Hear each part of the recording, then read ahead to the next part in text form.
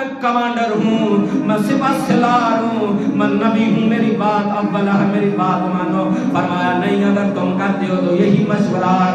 میرے لجپال نبی اندر تشریف لے جاتے ہیں، زرا پہنتے ہیں، زرا پہن کر جب باہر تشریف لاتے ہیں، صحابہ اکرام کو سمجھ آ گئی کہ ہم غلطی کر بیٹھے ہیں، ہاتھ جوڑے، پیارے آپ جو کہتے ہیں ہم مدینے میں رہ کر مقابلہ کر لیتے ہیں۔ میرے لجپال نبی نے فرمایا اب پہاڑی پہ ہی جا کر مقابلہ کریں گے، اس لیے کہ نبی کو زیب نہیں دیتا جنگی لباس پہن کر پھر بزدلوں کی طرح اتار ڈالے۔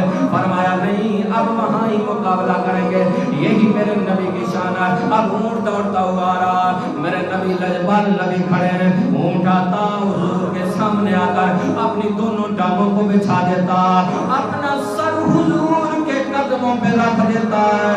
میرے لجپال نبی نے اونٹ کے کان کو پکڑا، فرمایا کیوں نہیں اپنے مالک کی بات مانتا؟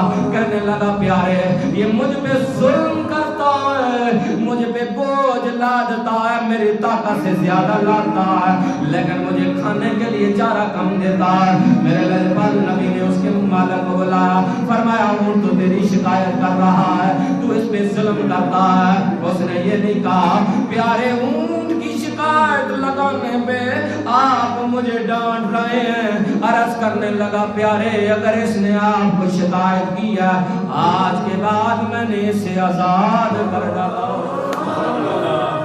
یہ میرے لجپال نبی۔ اب حضرت ابو بکر صدیق ساتھ تھے، کہنے لگے کہ جب ہرن نے آ کے سجدہ کیا یہودی کہنے لگا آپ اللہ کے رسول۔ میرے لجپال نبی نے فرمایا تجھے کس نے بتایا؟ کہا جی میں جس کتاب کی تلاوت کرتا ہوں تورات کی، اس کے اندر لکھا ہے کہ جب وہ آخری نبی آئے گا تو جانور بھی اسے سجدہ کرے گا، اس لیے آپ اللہ کے رسول ہیں؟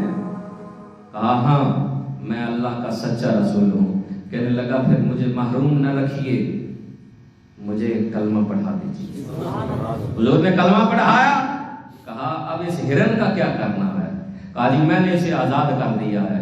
کہا پھر جا، محمد نے کبھی احسان نہیں رکھا، تو نے اس کو آزاد کیا ہے، ہم نے تمہیں جہنم سے آزاد کروا دیا۔